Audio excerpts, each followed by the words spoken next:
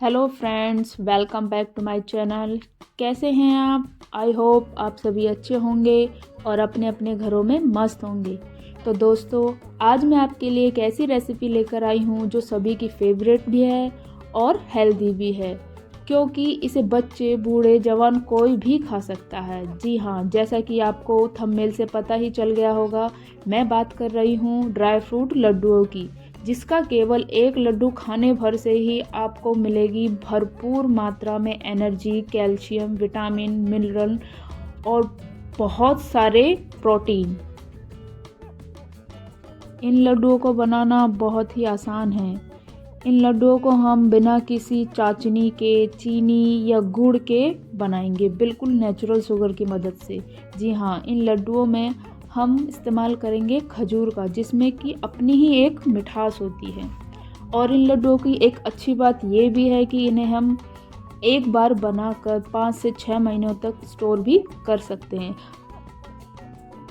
तो दोस्तों, अब शुरू करते हैं ड्राई फ्रूट के लड्डू बनाना। इसके लिए आप मोटे पैंदे की कढ़ाई का ही इस्तेमाल करें, जिससे कि हमारे ड्राई फ्रूट्स जले नहीं। कढ़ाई में मैंने 1 चम्मच देसी घी डाला है और उसके बाद 1 कटोरी बादाम। ड्राई फ्रूट्स का मेज़रमेंट आप अपने अकॉर्डिंग ले सकते हैं। मैंने ये सारे ड्राई फ्रूट 1 कटोरी के हिसाब से ही ले रखे हैं।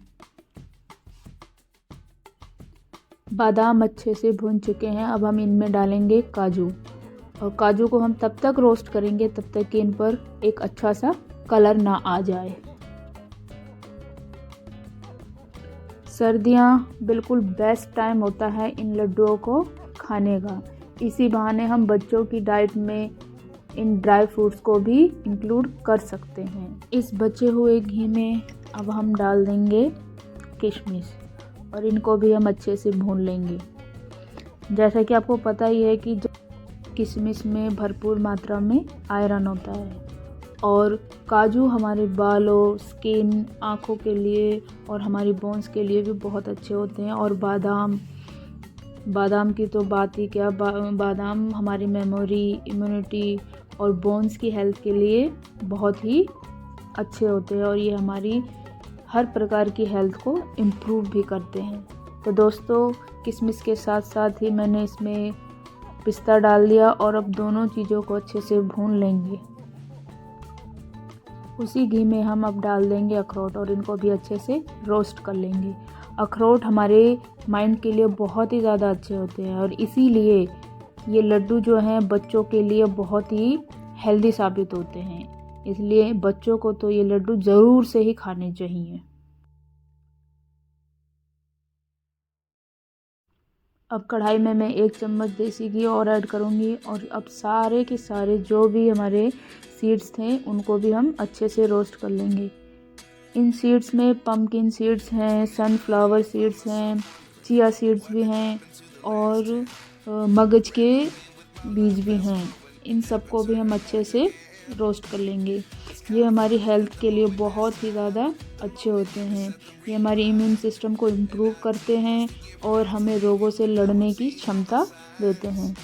तो यहाँ पर ये सारे सीड्स अच्छे से रोस्ट हो चुके हैं, और अब बारी है कोकोनट की। ये 150 ग्राम कोकोनट है, जिसको कि हमने ग्रेट किया हुआ है। इसको भी हम अच्छे से भून लेंगे जब तक कि इसका थोड़ा सा कलर चेंज ना हो जाए।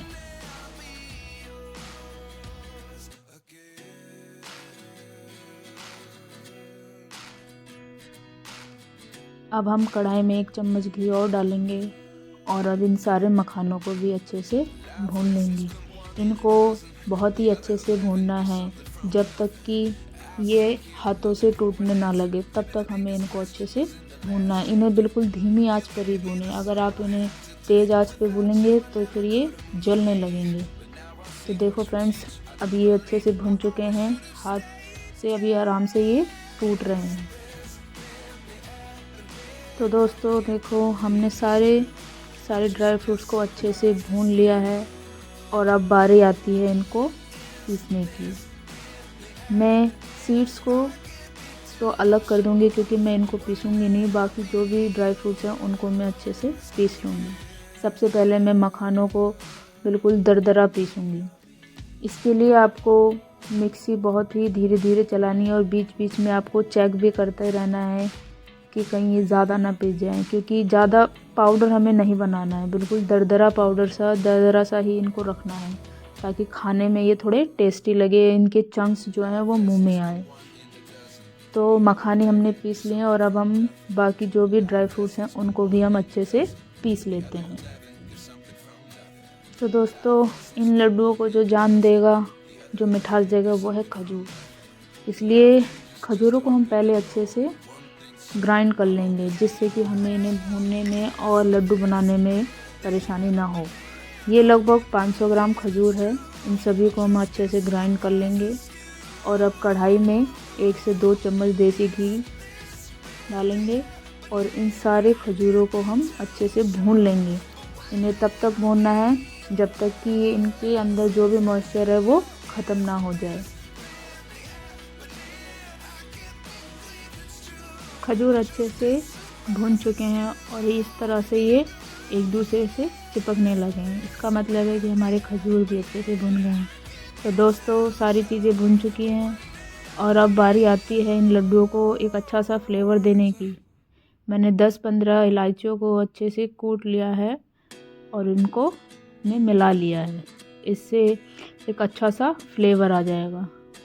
टेस्टी तो ये लगते ही हैं, लेकिन फ्लेवर के लिए हमने इसमें इलायची भी डाल दी है। और अब इन सारे खजूरों को भी हम इसमें डाल देंगे।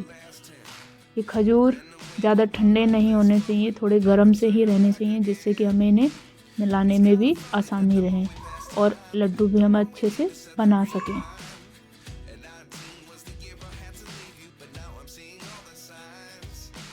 और ये देखो दोस्तों, इन्हें हम अच्छे से मिला लिया है और अब इस तरह से हम थोड़ा थोड़ा सा पोर्शन लेके इनके लड्डू बना लेंगे। ये लड्डू देखो दोस्तों कितने ज़्यादा अच्छे लग रहे हैं देखने में भी, और खाने में तो खैर ये अच्छे लगेंगे ही। तो फ्रेंड्स, इसी तरह से हम सारे लड्डुओं को अच्छे से बना लेते हैं। तो दोस्तों, हमारे ड्राई फ्रूट लड्डू बनकर तैयार हो गए हैं और देखने में इतने ज़्यादा टेस्टी लग रहे हैं, किसका मन नहीं करेगा इन्हें खाने का। रेसिपी पसंद आई हो तो मेरे चैनल को सब्सक्राइब करें, लाइक करें, शेयर करें और कमेंट करें। फिर मिलते हैं किसी दूसरी वीडियो के साथ, किसी दूसरी रेसिपी के साथ। तब तक के लिए बाय बाय।